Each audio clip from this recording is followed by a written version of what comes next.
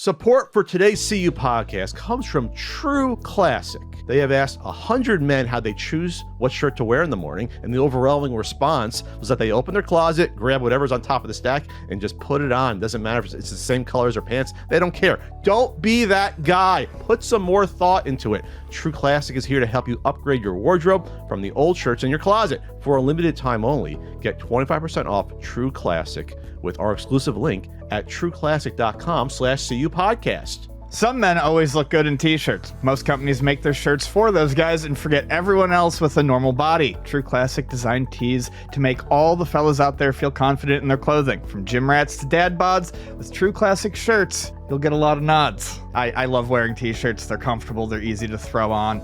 I really like trying to find basic t-shirts to wear as undershirts. And True Classics are very soft and comfortable, and they fit the bill.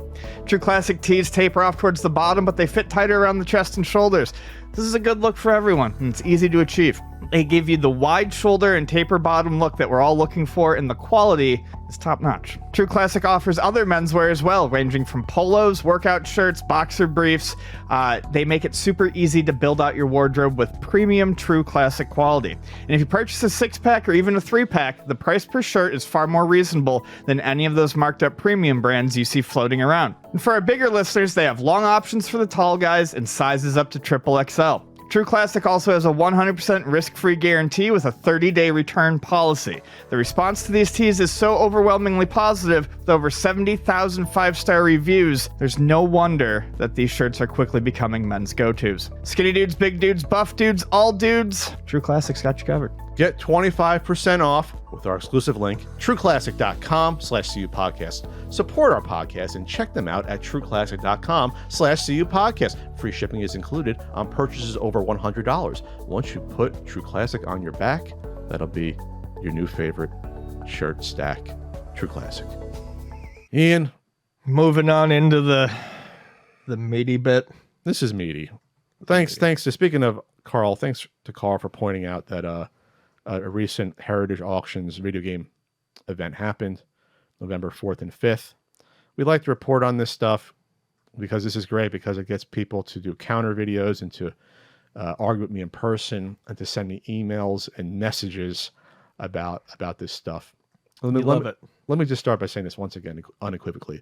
I don't care if you buy sealed games. I don't care if you hold them. I don't care if you burn them.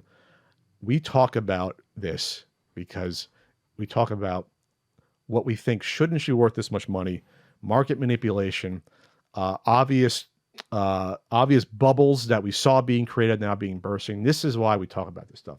We talk about this from the macroeconomic level. We don't get into more of the psychology about why you want to own a bunch of sealed games that you didn't care about 3 years ago when you could have bought them for pennies on the dollar. We don't talk about that too much. Right. We won't get into that because these games have existed forever. We don't talk about that. We talk about the things we see. So, Ian, there was another event here that happened, and I did the homework, Ian. This is why you like Pat. He works hard sometimes. I put down some of the results here. But let's start with, we're going to go with some of the higher price ones first that happened, just because, hey, we're going to present all sides of this. It's not all bad, even though a vast majority is really bad, really bad. There's a couple of really big auctions that went here in six figures. $720,000 for a Super Mario Brothers sealed. Got to hit it once. Sealed 9.6A. This is a mid-production, so it wasn't even an original one. So okay, they're trying to bet that this is going to be, the Detective Comics 27. Right. That's what they're doing. But then what's stranger is the Mario Brothers. Regular Mario Brothers went for $264,000. So I like Mario Brothers, the arcade Mario Brothers. Ian, you like Mario Brothers? I like it in theory, and I get bored of it really quick. The Famicom disc one that was ported to Europe was really good. Remember you played that in the marathon? Yeah, that's better. They fixed the controls. They made it a little more precise, and you can control your jump more. So here's the point about this. This person that spent $264,000 on this is betting that this is a discount, just because probably in their mind, well, Mario Brothers was the first game that had Mario on the cover. And maybe they think it was starring Mario. We're going to get into that. So it predates Super Mario Brothers by a couple of years. Right. Problem is, no one cares that much about Mario Brothers itself. No. It's only historically significant because it introduced Luigi. That's about it. It's a neat single screen arcade game, but it's not the reason why Mario's popular. It's not the game that helped bring back the home video game market in North America. It's not the reason why the NES blew up. Right. It's more like a interesting, I don't want to say footnote, but it's a thing that happens, right? Yeah. It's like Donkey Kong 3. It happens. Right? Yes, exactly. We all love Stanley, but we're not going back and playing Donkey Kong 3. It didn't really help anything in the grand scheme of things. Like, it was a bridge game when Nintendo games were being published on Atari and other consoles. Like, okay, Mario Brothers gets this to the NES. Like, that's it. Yeah. That's it. It's a bridge between Donkey Kong And Super. And then a Mike Tyson's Punch-Out went for $78,000, as did a Tecmo Bowl. That's insane. I love Tecmo Bowl, but holy shit. But holy shit, is that off in terms of any sort of significance. Yeah, that's wild. That's a game that if you're an NES fan, you adore, even going into the 16-bit era. But that's a game that nowadays people just talk about it because they still update the ROM hacks and they do their Wisconsin tournaments once a year. That's not something to invest in to speculate on. Tecmo Bowl. No. No. And then you have other ones like Popeye. I love me some Popeye, 9.8, 62,000. So most of these are not going to be good investments, in my opinion, overall, but whatever. And then we get into, I guess, the ones we've been tracking over the past months and not. There's some NES ones here, Ian. I like looking at the NES ones just because there's still some semblance of sanity where the stuff that's actually rare, people are like bidding up to a point where it's like, okay, these are actually hard to get. And I put down one here. But let's start with like Final Fantasy 9.4A went for $7,200. That's down from January where it went for 19.2. Final Fantasy is not a rare game. It's a common game. Or more than half of the value dropped. More than half dropped, right? What is that? It's like 60-something, 60-something. 70%. We've seen a lot of 70% drops. A Legend of Zelda last production. So if you want to get one from, I don't know, the early 90s, whenever they last produced it, went for 11.4K. 2.5 months ago, it went for 15.6K. That's a drop of, what was that, 40%? Something like that. Base is loaded. I just put LOL in on this. I just thought it was funny. Yeah, 3.3K base is loaded. 9.6A, no pluses. No plus. No pluses. I know people are really into the pluses. A's probably still pretty good. When I got A's in school, I thought that was pretty good. That was a 90 out of 100. We didn't have minuses in my school. We just had A's and pluses. Oh, really? Yeah, we didn't have minus. Who needs a minus? Just do A's and pluses and B's and pluses. 3.3 thousand. Bases loaded. I almost think that's funny that someone want to do that because it's one of the most ubiquitous games. Everywhere. That and Silent Service. I could not ever get rid of Silent Services. Probably the most common fucking video game for the Nintendo. You think so? I mean, it's up there. I just think people just probably sold it more than bases loaded. Yeah, sure. But golf is also another one. Just piles and piles. They made golf forever.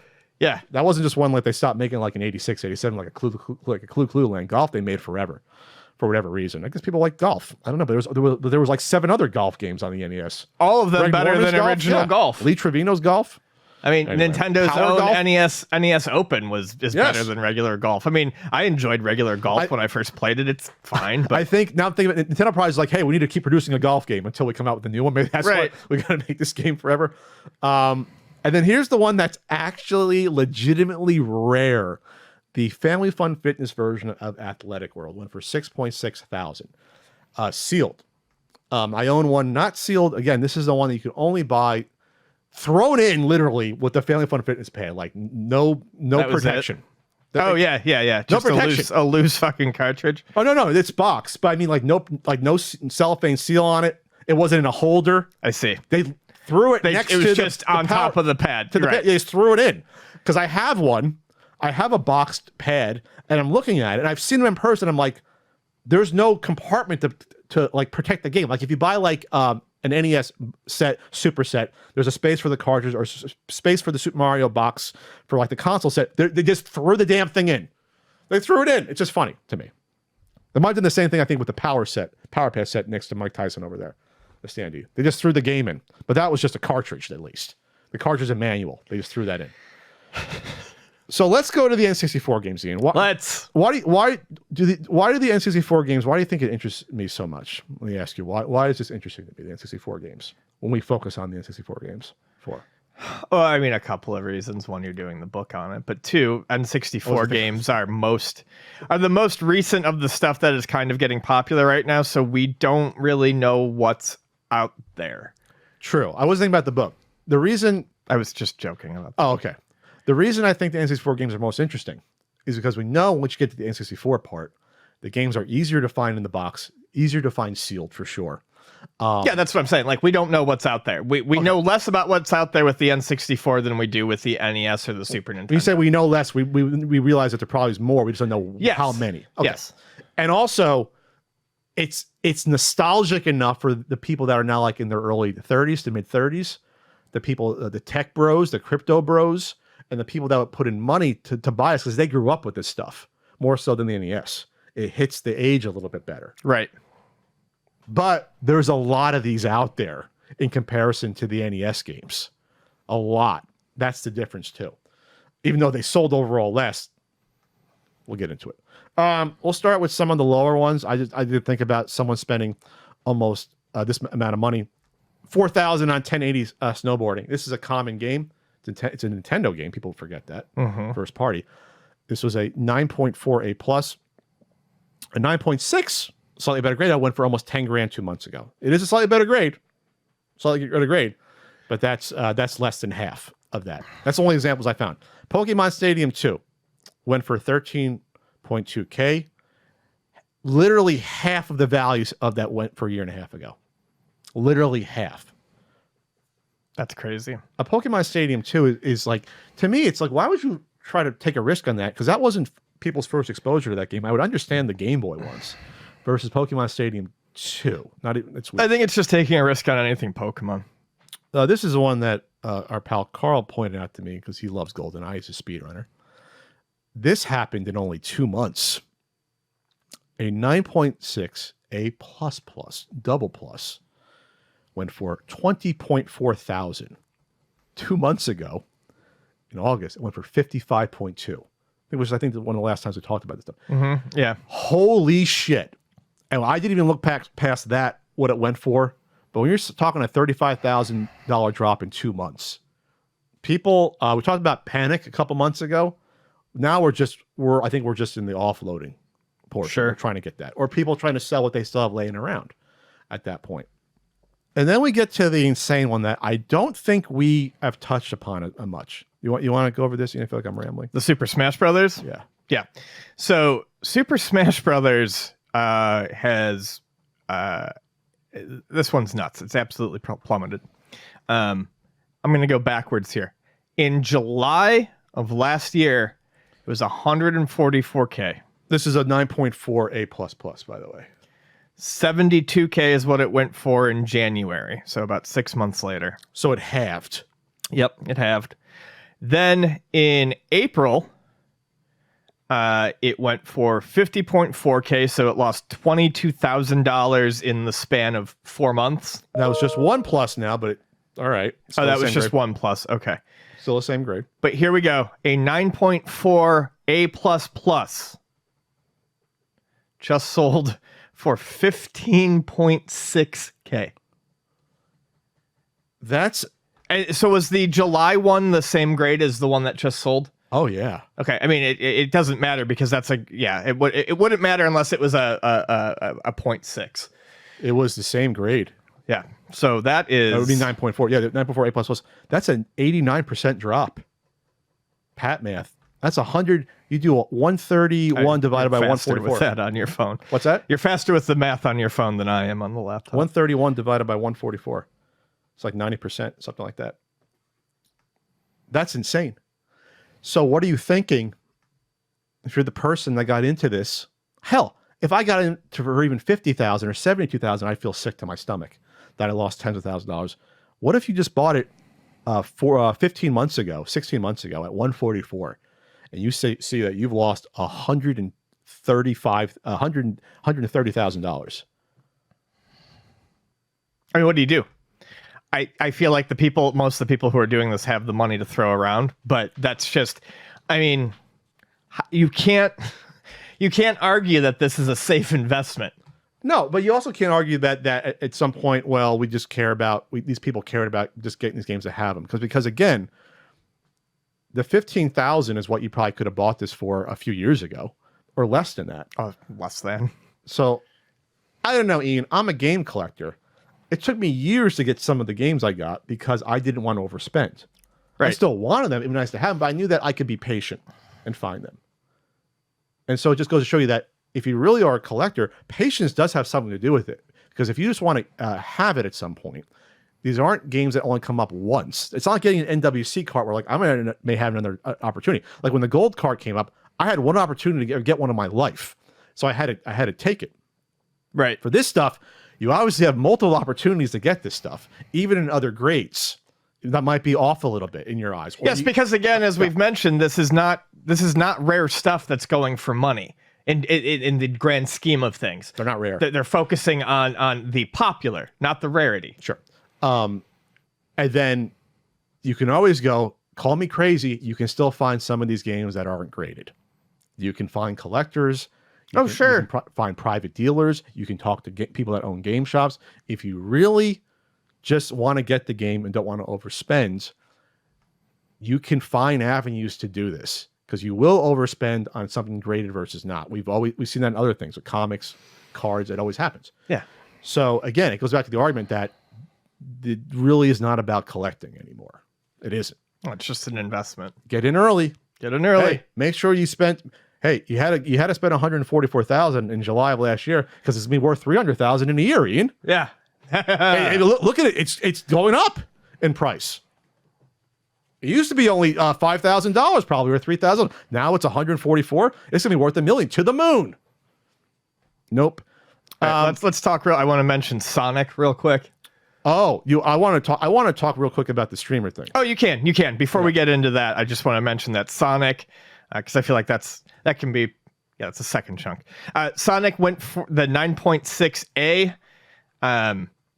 So we had it's easier to do it this way. A 9.8A plus went for $360K in April. A B plus in August 5th was $240. A B plus was $312 in October 29th. 9.8 went for $360K in April. And then $102K in August.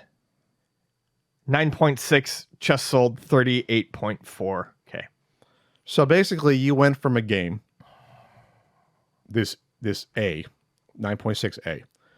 If you even take out the $360,000 9.88 plus, if you want to say, hey, it was worth $50,000 more for a 0.2 and a plus, sure. A game went for $312,000. That's now worth $38,000. Holy fuck! That person dropped $280-something thousand. That investment in a year. In 1 year. In 1 year. Like if you invested it in Bitcoin, it wouldn't have done that bad. Yeah. That's another like 90%. Is that a 90% drop? It's 80%. It's ridiculous. It's close, yeah. It's nuts. So there's this streamer called Ms. Kiff that started getting into these games. I was informed within the past couple years, like a lot of these speculators, they're one of the bigger streamers. They make a lot of money, so they've done a video saying, "Hey, I got these games worth $100,000. This one's worth $200,000, whatever." So there's a video that came out of them tracking. This isn't their games that they've auctioned, but they're tracking what they have live on Twitch from this latest auction, and they lost just on the values on this. If you look at, like, they had like a little text pad open. Yeah. You see what they lost? They lost like, it's like $200,000. Something like that. It's like six figures they lost based upon what they bought everything out. Like you can see them. Let me just do this. I can do it. So Super Mario Brothers 3, it sold for $9K less. Super Mario RPG, it started at 15,000, finished $9K less. Super Mario RPG 85 plus was 25,000. It finished 15K less. Pokemon Blue went up 5K. Red went up 5K. Yellow went from 13,000 down 8K. No, finished at 13,000. Finished at 13,000. That's down 8K. A Game Boy console went for 1,000 less. A Pokemon Silver went for minus 3K, and then that's just where it starts. And then you get to the big ones. Mario Party 1, 20,000 less. Super Smash Brothers, 15,000 less. The Pokemon ones went up a little bit. One went up 8,000. So the point is this. Yeah, we're talking, this is like this is like low six-figure losses just on this one, it looks like, on this collection. Maybe it's like about 100. So this person got into this. They look younger than me, and they probably did not know how ubiquitous some of these titles were. They probably didn't know that, hey, N64 stuff is not like NES stuff, and got in and they lost a bunch of money. Yeah. A bunch. And this is the reaction to the Ocarina one, which I'll talk about specifically. Legend of Zelda 5 go to 14. Looking for any action beyond 13.5. And 13.5. Hello! Jesus Christ. So Mizkif was watching a game he had just plummet in value, the Ocarina of Time. That's why he screamed. Yeah. But there was also another one he mentioned during this that dropped. I think he mentioned also the Super Smash Brothers. I believe that was another one. But we didn't also talk about the Mario Kart during this. Dropped like 5K. Mario Kart 9.6 A plus sold for 26.4 thousand. That was $144,000 in April with an extra plus. $144,000. This was the one that they were complaining about on Instagram. Gotcha. This is the one that you keep auctioning this off. Right. So it goes from 144,000 down to, we talked about it, went to 48 in September, went to 31. That's when we talked about it. So it just keeps going down. Each one that comes out, it's going to keep going lower because there aren't enough people, again, collectors that care about this to drop this sort of coin on this. There aren't. They failed at bringing in more people. They brought in Mizkif, but Mizkif had a lot of money. And at some point, you can't bring in more people, yes. and then you're left with the people who are holding the bag. There's only so many people out there that a tale as old as time. There's only so many people that can risk this insane amount of money. And even Mizkif is probably okay losing this amount of money. It hurts to lose this amount of money. Sure. It'd be like the same if I went and gambled. I've lost several $100s gambling at one time. It hurts. I can take the hit, but it hurts. It still hurts there. So not much more to... oh, okay. We can do this for this. That's for the Sonic. The Sonic is still probably, out of all these, the worst fucking investment. That's Sonic. The most common Genesis game. Yeah, because that's dropped... almost $300,000. I mean, not for resale copies are harder to find, but sure. That's about it. It's still common. I mean, come on, you're killing me. That's still the biggest loser. I think the Sonic one out of all of this. Absolutely, I agree. Especially since those seals are awful anyway on Genesis games. They're always they're gross. They're bad. The plastic poke or the case pokes through the plastic. The hard plastic. Cracks on the corners. Genesis cases are amazing, but collecting sealed Genesis games must be a fucking nightmare. It doesn't make any sense. No, it doesn't make any sense.